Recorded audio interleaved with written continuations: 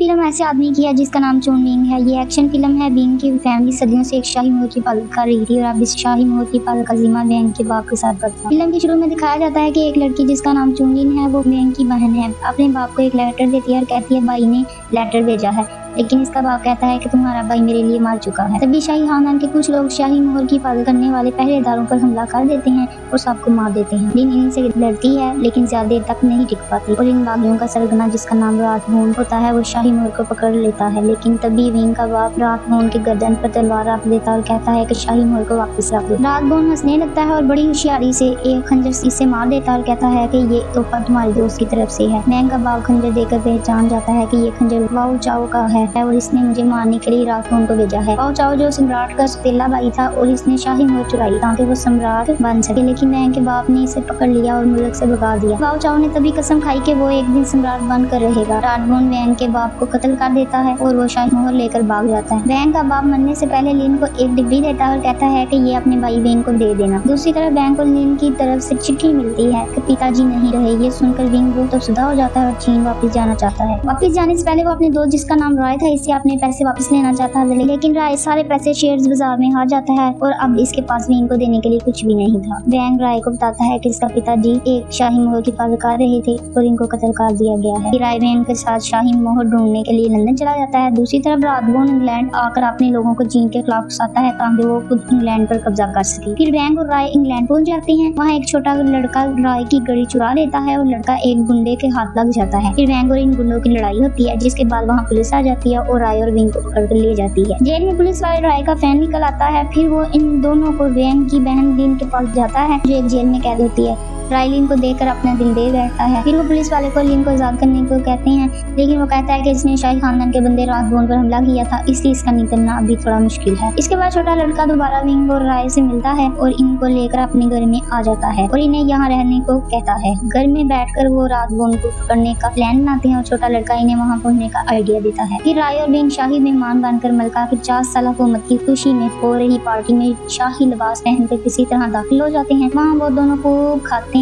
तभी वहाँ रातमोन आ जाता है और विंग से पूछता है कि खाना कैसा लगा, जिस पर विंग कहता है खाना बहुत अच्छा था। लेकिन रातमोन कहता है कि इंग्लैंड एक दिन चीन पर हुकूमत करेगा, लेकिन विंग कहता है ये इतना आसान नहीं है, क्यों ना कि चाइनीज लोग बहुत बहादुर होते हैं और इनको हराना मुश्किल होता है। इसके बाद रातमोन वहाँ से चला जाता है। विंग और राय इसका पीछा करते हैं और वहाँ इनको एक खुफिया कमरा मिलता है जिस पर इन्हें शाही महल का डिब्बा दिखाई देता है। विंग इसको खोलने ही वाला होता है कि कुछ लोग विंग पर हमला कर देते हैं। दूसरे कमरे में कुछ लोग राय पर हमला करते हैं। इसी वक्त विंग वहाँ आ जाती है और राय को बचा लेती है। इसके बाद विंग और महल के गार्ड्स अच्छी लड़ाई करते हैं। फिर विंग डब्बे को खोलता है लेकिन डिब्बे से शाही महल गायब है। रातमोन को ढूंढते हुए जब वो बिल्डिंग के पीछे पहुंचता है तो वो देखता है कि रातमोन वहाँ वाओ चाओ को मोहर दिखा रहा होता है। विंग और लिन वाओ चाओ को वहाँ देखकर हैरान रह जाता है। रातमोन वहाँ वाओ चाओ से कहता है कि तुम मलका कत्ल कर दो, मैं तुम्हें ये शाही महल दे दूंगा। इसके बाद वो वाओ चाओ वहाँ से चला जाता है और लिन रातमोन पर हमला कर देती है और शाही महल दूर जाकर गिरती है। रातमोन इन पर गोली चला देता है और शाही महल को एक छोटा बच्चा उठाकर वहाँ से भाग जाता है। इसके बाद रातमोन वहाँ आग लगा देता है और दरवाजा बंद करके भाग जाता है। राय के दिमाग में एक आइडिया आता है कि वो विंग के साथ शाही गाड़ी में बैठकर दरवाजे तोड़कर वहाँ से भाग निकलती हैं और इनकी गाड़ी का एक्सीडेंट हो जाता है। रातमोन अपने सिपाहियों पर गुस्सा होने लगता है कि लड़की जेल से कैसे भाग गई, लेकिन पुलिस वाला बहाना बनाकर बात को टाल देता है। फिर राय की आंखें जंगल में खुलती है। अब विंग और राय दोबारा से अच्छे दोस्त बन गए हैं। वो बातें करते हुए जा रहे थे कि तभी वहाँ लिन सवारी लेकर आ जाती है। वो गाड़ी पर बैठकर जंगल से निकल जाते हैं। राय लिन के साथ फ्लर्ट कर रहा होता है। तभी विंग इनके दरमियान आकर बैठ जाता है और कहता है मैं पीछे नहीं बैठूंगा, मुझे वहाँ चक्कर आता। इसके बाद वो एक होटल में पहुंचते हैं। विंग कहता है कि ये होटल ठीक नहीं है, हम यहाँ नहीं रुकेंगे, लेकिन लिन कहती है कि ये होटल ज्यादा बुरा भी नहीं और वहाँ रुक जाते हैं। फिर राय विंग से कहता है कि मैं तुम्हारी बहन से शादी करना चाहता हूँ, तुम अपनी बहन से बात करो। राय दरवाजे के साथ खड़ा होकर इनकी बातें सुनने लगता है। विंग अपनी बहन से कहता है कि राय अच्छा आदमी नहीं है, वो शराब पीता है, जुआ खेलता है और चोर भी है, लेकिन लिन कहती है कि मैं सिर्फ राय से ही शादी करूंगी। विंग की बात सुनकर राय बहुत दुखी हो जाता है और विंग से नाराज हो जाता है। विंग इसे मनाने की कोशिश करता है लेकिन राय कहता है कि तुमने मुझे गलत इंसान कहकर मेरा दिल तोड़ दिया। फिर विंग किसी तरह इसे मना ही लेता है। वो रूम में लड़कियों के साथ जश्न मना रहे होते हैं। वहाँ लिन आ जाती है। वो इन दोनों को ऐसी हालत में देखकर गुस्से में वहाँ से भाग जाती है। के पीछे राय और विंग भी इसके पीछे भागते हैं। तभी रातमोन अपने आदमियों के साथ वहाँ पहुँच जाता है और तीनों को वहाँ से ले जाता है। फिर वो इन्हें पकड़कर बांध देता है और तभी वाओ चाओ भी वहाँ आ जाता है और विंग को बता रहा है कि